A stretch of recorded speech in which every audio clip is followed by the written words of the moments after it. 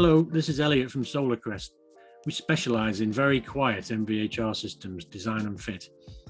And in my presentation, I'll be trying to explain the difference between a cheap system and a quality system.